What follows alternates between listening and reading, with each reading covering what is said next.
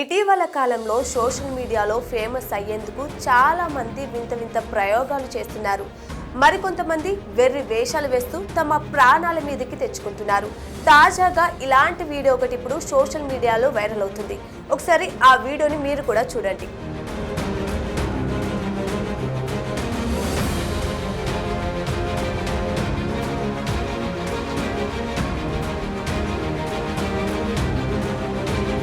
చలి నుంచి తప్పించుకునే పేరుతో తన చుట్టూ గడ్డిని కట్టుకున్నాడు.